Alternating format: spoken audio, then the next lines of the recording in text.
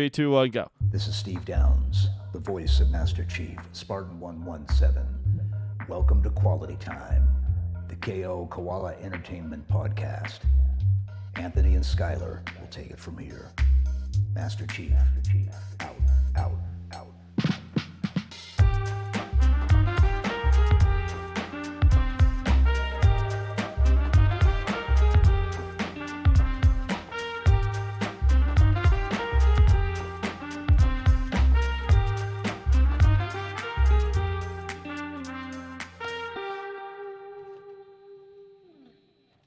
Welcome to Quality Time, the KO Koala Entertainment podcast.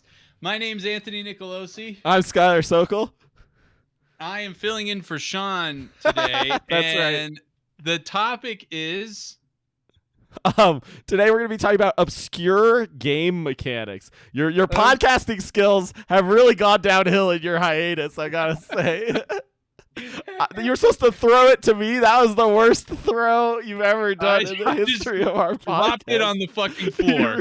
you really Pick did. it up. Anyway, obscure game mechanics. And now what this is mechanics in games that maybe were intentional, maybe weren't, but they're not something that they're really taught to the player at any point in the game. They're just a mechanic that's in the game. Either players figure it out, or maybe they're taught obscurely. I don't know. But basically, it's sort of these like tribal knowledge mechanics. I think one of the best examples to like understand what we're talking about is crouch jumping. That mechanic in tons of FPSs, a mechanic where when you jump onto an object, if you can't quite reach that object, you can instead tuck your legs right up to your like centipede compress up and land on the object anyway. That's crouch jumping.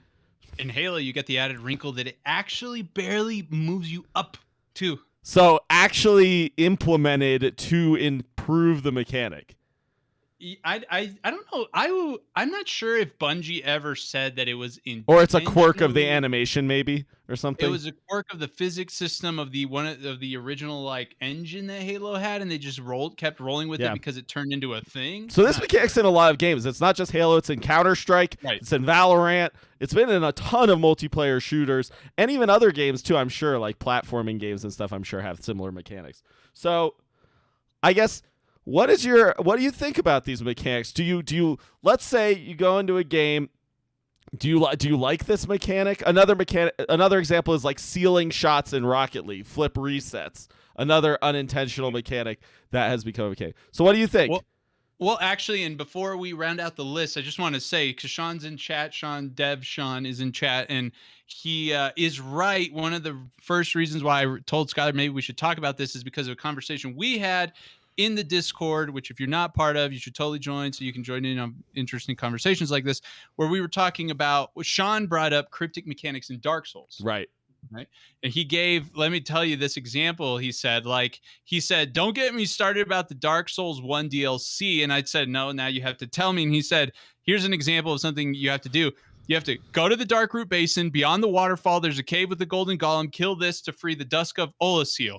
From there, go to Duke's Archives, head up the elevator, and kill the Crystal Golem for a broken pendant. From there, head back to where you freed that first Dusk of Olasil in Darkroot Basin. Examine the strange purple cloud that's now there, and from here, you'll be teleported to the Sanctuary Garden. And apparently, there's a boss on the other side of that that's actually pretty cool. A secret boss. So this stuff is not told to you in the game. There may be like lore hinting at it, but this isn't like a quest in WoW where it's like, go here, come back here. Right. This is completely obscure. This is like classic Zelda stuff too, right? Where you have to figure out some weird obscure puzzle to like open up a door or whatever.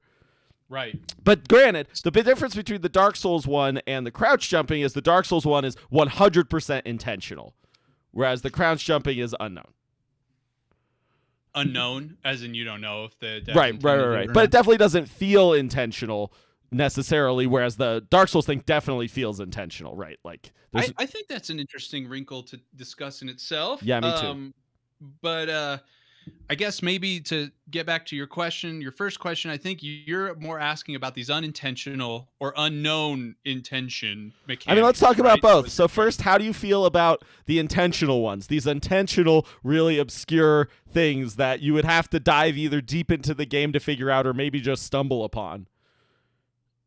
In the words of the great Jesse Shell, I feel like there's a few lenses to look at this through, right? So as a Perfect. player, I don't know if this is actually how accurate this statement actually is, but when I used to play Final Fantasy games, I felt like there were situations similar to, not necessarily as ridiculous per se, but as this Dark Souls one, in which like I would have had no clue to fucking do it or be able to do it if I didn't have the guide, Sure. that I bought Yes. that smelled so fucking good that I bought at Barnes and Nobles. Yes. So I don't know. I personally, first as a player, I enjoy them. I feel it's kind of like this mysterious secret, especially in the single player games. Let me differentiate here a little bit. Like in the Yes. single player games where there's experiences behind the thing. It's a secret. You find being able to solve and accomplish, figure out the secret to obtain the experience is like a reward in itself, if you will. I gotta say, I feel like you would never solve one of these ever, though. You would churn long before you figured this shit out. I right now where I am in my gaming career, right? Like for example, there was a Halo somewhere in Zeta Halo. You can find this like crevice in a cave that if you get to, there's a party of grunts around a hamburger partying, right? Uh-huh. I'll never find that. Like I Right. just don't have the time. I'm not gonna do it. Right. Back in the day, I used to do that shit. Sure. But in the modern day, it's not really your thing. Now, I think it's interesting because a lot of these mechanics, right? There's two different eras here. There's the era of like the original Zelda games where there was nowhere you could look this shit up. You had to figure this shit out. Mario 64 as well. There's like walls that are entire levels that if you want to perfect the game, you just have to jump into a fucking wall. Right. Like a sand wall. And so in the modern day, these mechanics are really different because really only one person in the world has to figure them out who has access to YouTube, and then everyone knows the answer if they want it. Right. And I don't know, man. Why would on that note, why did they make? Do you think that those kinds of situations in the old games where they left some of these experiences in like this or whatever? You think they were all intentional? You think it was just maybe a product of like they had it in, so they just shipped it with it anyway? No, I don't think they're bad. I think the Mario mechanic's awesome. The levels that are like hidden in the walls are really cool to find. It's really cool that you like get to a dead end and you're like, why is this a dead end? And then you just jump at the wall and you go into it. Yeah. You know what I mean? I think that's awesome. Those are like some of my favorite implementations of these kinds of mechanics. Like the surprise factor is so high and so cool, and they're not like impossible to figure out. It's not like this Dark Souls shit. Let's use that example. I was thinking about this earlier. I actually think these kinds of like situations similar to the Mario one you just explained have strong emotional design. 100%. Because when you do it, when you find that wall, when you fucking phase through the wall and you find a thing, super strong visceral reaction, right? Like you said, the surprise, right? There's a behavioral change that occurs due to it. You're going to be fucking trying walls out, Of course, yes. You're going to be looking out for spaces that could do that. And the reflective component is extremely strong. You're going to tell the person, right? Like you want to tell somebody, I found this secret wall. You really remember those moments of finding that. And we lose a lot of that in the modern games because, like I said, only one person really has to find it. So either they have to make them obscenely obscure so that like it's hard to find them and takes a long time and maybe people will find them more, or like, I don't know, or you just accept that like you put a secret in for like a few people, but most people are just going to look it up and that's okay. Yeah, no, I agree with you. I don't know. Like, do you know of any games that, I don't know, maybe you could leverage procedural generation in some kind of way to really make a surprise, in a sense, unique? I mean, like the problem with procedural generation is it never really feels intentional. Right, making something procedurally generated that also feels like intentional in a meaningful way is really challenging. Yeah. I mean, granted, you could like alter, like change one variable of the thing randomly, like to say, you have to do this in this order for one person, but this order for another person. So it like ends up being different for a lot of people, even if the overall method is similar. That could add a little bit of interest to the puzzle, right? Yeah, I will say, Yeah. Sorry, spoiler alert. Agora will have some secrets, and it'll be interesting to see how people Oh! interact with them. Unfortunately, those secrets probably will be like like all these other secrets we're talking about. Somebody's going to find it, could post it to Of YouTube and course, whatever. and I think we accept that, just like these Yeah, devs we must accept as that. well. We So do accept that. now let's get to the controversial topic. I don't think anyone granted, the other side of this topic, this single player one, these intentional ones, it's just people don't want to feel like the game is wasting their time, and if they have to walk around hitting every wall looking for shit, that's a waste of their time, and that's sort of modern Anthony, right? He can't afford to have the game waste his time, even if it's cool. That's what I was going to ask, though. Modern Anthony, to your point before, doesn't play this kind of a game. No, right? it's true. But I mean, you just gave the example of Halo Infinite, right? You are playing that kind of game, which has some Easter eggs, and you haven't been looking for them. You're not spending time roaming around trying to find them. And that's in one of your favorite franchises of all time. Yeah, but I guess from my perspective, it'd be one thing if it's a Easter egg like that, because that's really more a Easter eggy, right? Yes. Like then it was like this Dark Souls example where there's some sweet experience on the other side. I think that in a world where Halo Infinite existed, there's awesome experiences. But you wouldn't know the sweet experience exists. That's the whole point. You don't know if it's going to be a sweet experience. You mean if I didn't have the internet? Right, correct. Right. So I was going to say this is kind of similar to like some things you could do where you could break out of the map in the old Halos, like Halo 2, before internet was like what it was now, as readily available. I actually didn't know you could do some of the things that I found out years later you could do. I personally don't feel bummed out I missed out on it. But like I feel like it's cool there was a secret. So yeah, I think some people get that. Just like the fact that there is a secret and you now have the secret knowledge, even if all you did was Google about it, still gives like some degree of satisfaction, I think. Yeah. No, I think so too. But anyway, I could totally understand if somebody was tilted over a super cool experience that they just like never figured out. Right, or would never see. And God, I swear there's a game that I actually played that's like this. It's like fucking Missing No. What is the fucking Pokemon? That was not intentional. Is he not intentional? No, not at all. He's shit though. That's if you didn't get him, you missed out. Okay. Missing No. Yeah, that's a glitch, which is a different conversation. Actually, great transition, Anthony, into our next conversation, which is the other side of this. Which you got your podcasting skill back. It only took like half a podcast, and now you're back. So this is the side of multiplayer. This is the side of this was a glitch, and now it's some like obscure tribal knowledge that we don't teach the players, but it's there. Should we keep it in? I think flip resets is one of the best examples of this because literally flip resets were a bug that got into Rocket League, and then Rocket League Sideswipe came out, and it literally has flip resetting as a core mechanic of the game with UX design around it, like visual indication is literally like a mechanic built into the game that is taught and understood. Yeah, it's interesting. The Sideswipe. Like you said, the UX elements they kind of built into flip resets for Sideswipe. I wonder if that's like somehow a manifestation of them wishing they could put more UX elements into Rocket League, or maybe a test to see if they should. Yeah, or maybe a test. Right. To should. But like, what do you think about that? Do you think they should have like patched out flip resetting right away? Like, should if someone finds a glitch that makes that gives them a competitive advantage in a shooter, should that get patched out? Where is the line, right? Like in Valorant, crouch jumping is still there, but the glitch, the thing where you can like shoot up in the air and land on an obscure point in the map that other people can't get to is patched out. So like, where's the line?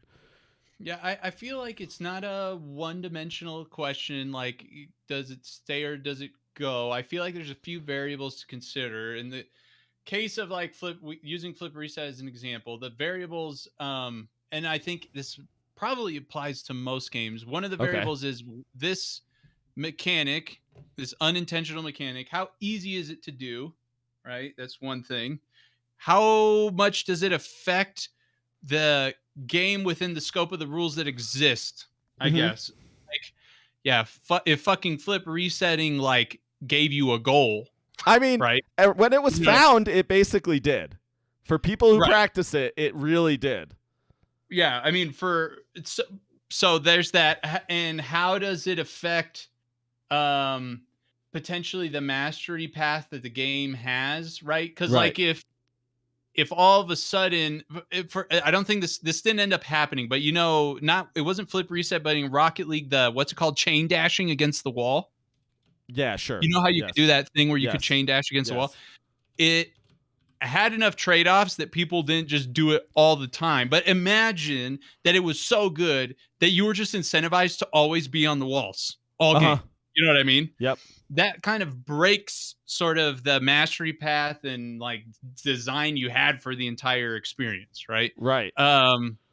Because everyone's on the fucking walls now and all these other things don't apply. So you kind of weigh these things together and you decide, yeah, this is breaking the holistic evaluation of this is such that we should rid of this thing. Maybe it's so for flip reset. I think it's good that it stayed. Like, I think it's a cool mechanic that adds to the mastery path of Rocket League and stays with the mastery I path mean, of Rocket Rocket League has League. adopted a philosophy, at least in its later years, of leaving in every mechanic that's found, basically. Yeah. Do you have an example of one that they didn't Oh, leave yeah. in? Oh, yeah. At the beginning of Rocket League, if you did a frame-perfect double jump, you would get significantly more height than a regular jump. And people made macros in the game so that every time you jumped, it would automatically do this and automatically give you this jump benefit. Okay. Okay. Yeah, that. Okay. Yeah, it's interesting. It's frame perfect. Like, again, if you're, it depends. I don't know of how big the advantage was, but I suppose that if the jump advantage was significant enough in that particular situation, maybe you patched that out, and maybe that's why they patched it out. How big of a jump advantage was it? Like, Big. It would was you say? it was like a 50% higher. Okay. Yeah, it's weird because in Halo you have this notion of a spring jump that's very difficult. You have to jump, right? While you're in air, you need to hold crouch. While holding crouch, when you hit the ground, you need to let go of crouch and jump at the same time, and that subsequent jump is higher than a normal jump by, I think, like And 50%. this is in Infinite? It's in Infinite. It's in Interesting. 5. They intentionally kept it in Infinite, So though. it was I a don't know. glitch that they kept. I mean, it Yeah. seems like So Halo has also done the keep the glitches sort of approach almost always. in a lot of places, yes. And maybe just because their community is so ravenous. I'm trying to think of well, and the other thing too, right? In Halo, so for example, if you have a class-based shooter and one kind of character gets a glitch like that, that could really fuck the whole game up, Yes. right? Like, if one of the guys who, yeah, his advantage already within the scope of the other classes is that he's more agile, fuck, his movement's better.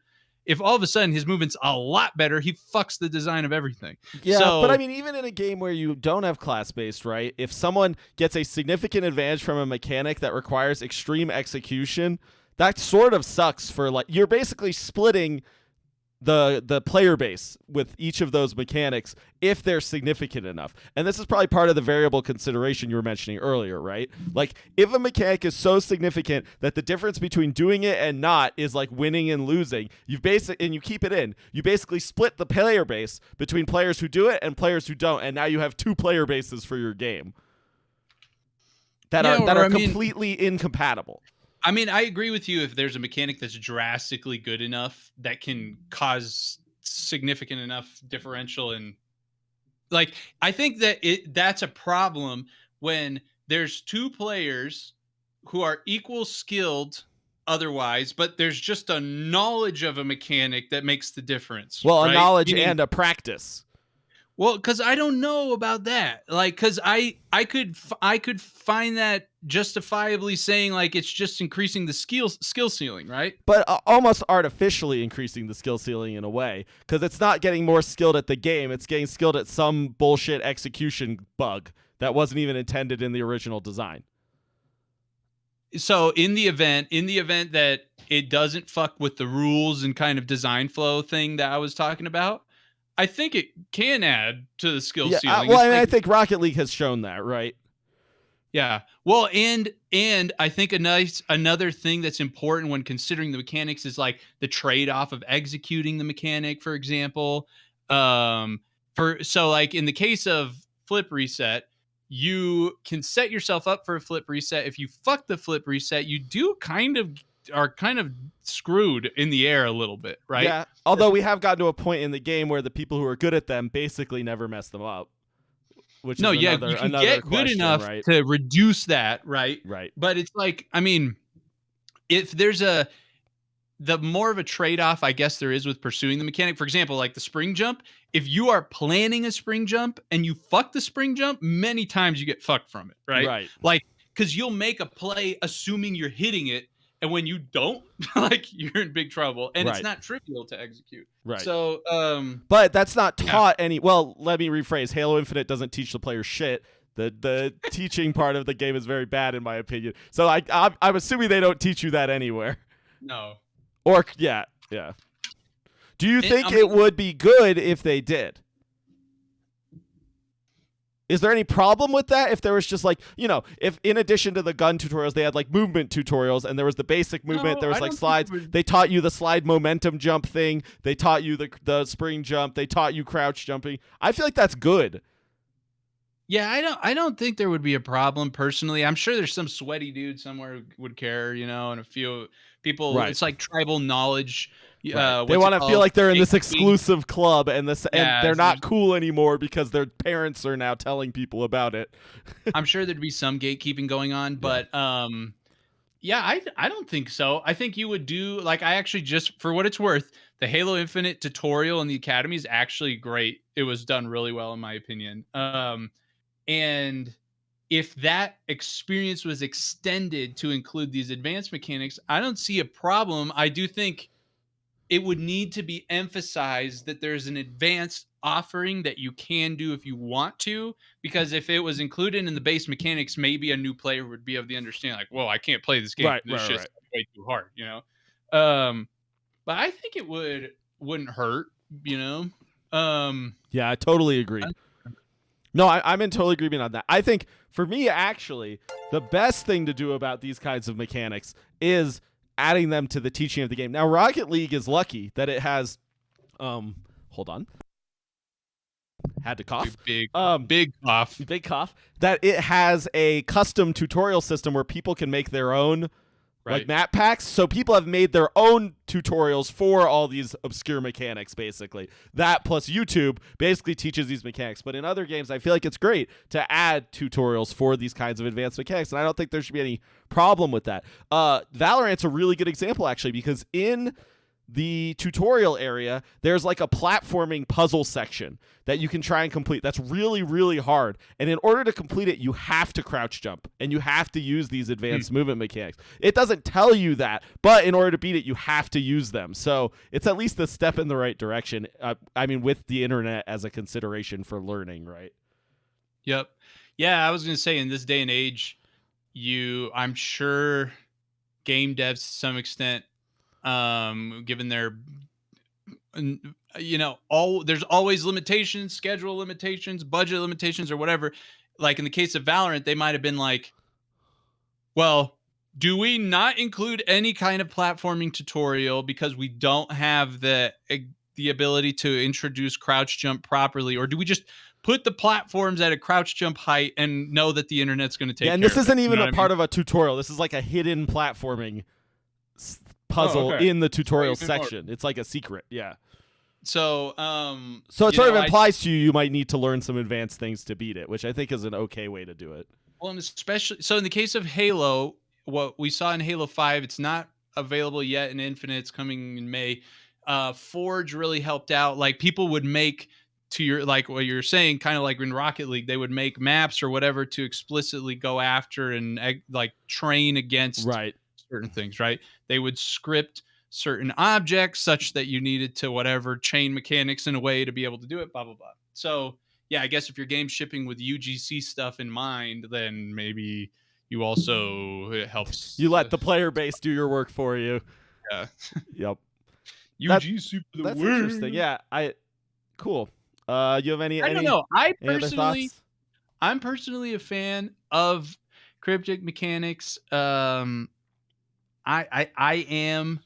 can understand sort of the pure theoretical reason why they would design, reason why they suck. I think the management of the unintentional ones is one of the most interesting things, right? Like how you manage that and how you I think cryptic mechanics in single player games, as long as they're like somewhat figure outable, are great. They're really cool. They're really interesting. In multiplayer games, you have to be a little more careful, but I think if you do it right, they can also really add to the experience. Rocket League being like the quintessential example nowadays.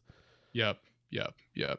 Yeah. I mean, and just last thing, there's so many variables on that multiplayer thing, because you said that and I was like, if dynamically updating the mastery path when somebody finds a new mechanic is not trivial, right? Like that fucks with your matchmaking, with your skill-based algorithms, like it could, right? Especially if it splits the player base, like I was saying earlier, right? It could totally fuck with your algorithms. You can really fuck a game up with some game-changing mechanics like that. So, okay, cool. Right on. I think we have a patron question. Do you really want to try and answer this right now? Yeah, fucking Evan came with this super mega enormous juggernaut question. All right, I'm saying we're gonna answer it, but we have 3-minute total limit. Or do we do it another time and answer Dylan's? Does Dylan have a question? The best go-to sleepover snacks. Okay, let's do that one. We'll save Evan's for a full podcast, I guess. Or you can go listen to any of the previous podcasts where we've already addressed that question tons of times. You butthead. I think I'm going to ask Evan if there's a certain thing that came to mind that made him say that. Like, you know what I mean? Anyway, no spoilers. No. Best go-to sleepover snacks and why? If you don't say Cheez-Its, I don't know what you're saying, right? Or Goldfish? Is that what you're going to say? That's my predictions for Anthony. Goldfish or Cheez-Its? What do you say? So back in the day, undoubtedly, the thing I would answer is the cream cheese icing that you would put on. Oh my God. Like, you just scooping cream cheese ice cream into your mouth? Yes, I was. Oh, no. It was super good. Oh, or you get like a knife, because if you have a knife, like a butter knife, in contrast to the spoon, limits you artificially. And you can kind of get like different angles of the icing onto your knife, so you kind of get like a 45-degree wedge off the knife that you like fling off into the upper like corner of your mouth. And then if you like, you can just like really scoop and get like a bunch on the knife. It's versatile. Spoon, you kind of like, you don't have as many methods of attack unless you flip it around and you use the handle. I also feel like spoon is more guilty. It's also gross, man. Yeah. You have more slobber. That's a lot of icing to eat in one bite. I have I wouldn't say every time by any means, but I definitely on a couple of occasions took out a whole tub by myself. Oh my God. Because my best friend, that's fucked up. How are you alive? His mom like loved baking and stuff. And so a lot of times it was like classic, like spoiled sleepover story, like wake up to like freshly baked muffins and shit. And anyway, I snuck their shit. I got you. My favorite sleepover snack is probably also just my favorite snack, which is chips. I love chips, especially good flavors of chips. Really? I'll eat the fuck out of it. I'm not a chips guy. I can eat like one of those big. If I don't pace myself and like force myself to stop, I can eat like any size of chip bag you give me. If I just like am sitting with it, I will finish it, guaranteed. If I don't stop myself. But any chips, any good flavor that I like. But any texture. Yeah, I like kettle chips mostly. No, that's important and differential there, right? Like, because Lay's versus kettle chips are very Well, different. Lays are like, fucking disgusting. They are in Okay. F tier for a reason. Check out my snack tier list in the food section of the Discord. You can see that Lays are in fucking trash tier. Although Supreme Prawn Cocktail Lays, they go up a little bit. They go up a little bit. Also, the British Lays actually were way less greasy than the American Lays. Weird. Yeah. Okay. Is that your problem with them? Too thin, too greasy? 100% yes. Yeah. Same. Yeah, maybe one time we're gonna have to do a snack tier list thing. I did one. It's in the food channel. But just chips. No. Oh, really? Did I do? I think I did a snack tier. Yeah, I did a snack tier list and I did a chip tier list. Well, if you want to see Skylar's snack tier list, you can do that on our Discord. That's you can right. find our or you Discord. can click on this link in the chat. Or if you're listening to this on audio, you can watch these live. Honestly, it's been a little inconsistent recently when we do them because we are grinding our butts off to try and get a new build of Agora ready for GDC coming at the end of March. And for playtests before that. So really we're trying to get it done before this March. Month.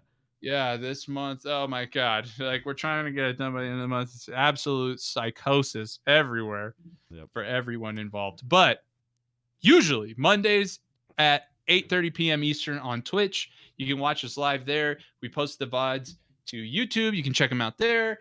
And you can follow us on any and all social media, KOKoala_ENT. You can find links to those at our website, KOKoalaentertainment.com. And most importantly, we're making a game called Agora. Oh, my shirt. And we actually did release merch for it if you want to support the studio by getting some cool. Look at my Agora logo. Oh, it looks really Dota-y. It's kind of similar to the Agora logo. It's got some similarities though, I'm realizing. Symmetrical, simple, clean. Yeah, you can find information about Agora, including links to it on Steam, where if you wishlist it, it would be amazing. We would be so grateful at KOKoalaentertainment.com. Thank you to our patrons for all their amazing support. Just sent out a ton of gifts to them this week. You get a ton of perks as part of your subscription. You get free merch every 6 months if you're in the Koala Manjaro tier. You get free stickers every 3 months if you're in the $5 or $10 tier. You get free stickers even if you're at the $2 tier. You get access to the realm. You get behind the scenes content. It's like the whole shebang. So you get tons of stuff if you're part of the Patreon. If you'd like to consider supporting the studio that way. Thank you for listening. Thanks everyone for watching. We'll see you. See you next time.